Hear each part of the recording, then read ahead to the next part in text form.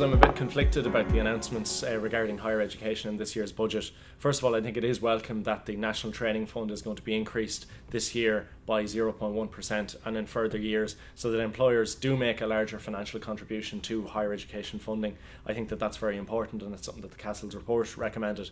But I am a bit worried as to the statements that were made about how this would be contingent on future reforms of the sector, because there's obviously a worry, will employers have an undue influence on what we teach and how our colleges operate? Yeah, I think there's a number of concerns for me on the basis of, first of all, I think employers already have an undue influence on curriculum and how it's influenced, particularly in institutes of technology. Secondly, I think that it is welcome to see that they're implementing some of the things suggested in the Cassells report, especially the national training levy. But my concern is that based on statements made by Varadkar in the last couple of weeks, where he was suggesting he doesn't want to see people loaded with debts like they do in the UK.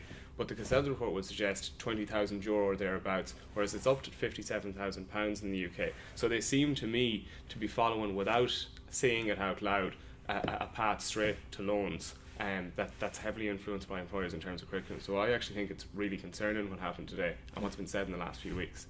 I suppose the other thing that I'm really not sure about following today's announcement is what's the scale of the investment to the sector. We know there's 47.5 million coming from the National Training Fund.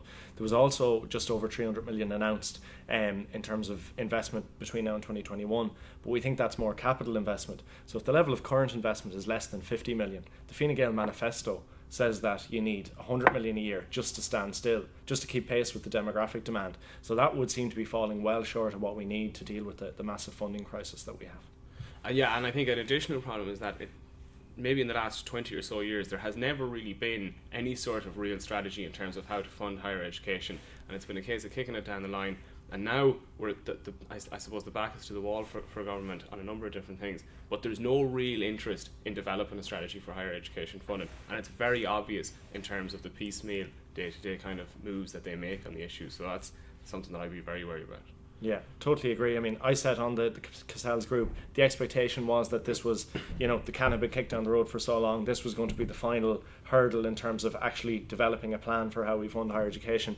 And I mean, that's almost 2 years since that group finished its work, and it's sitting in our Oireachtas committee, and I suppose we're still waiting for the outcome of that. So without doubt, there's a need for a clear strategy.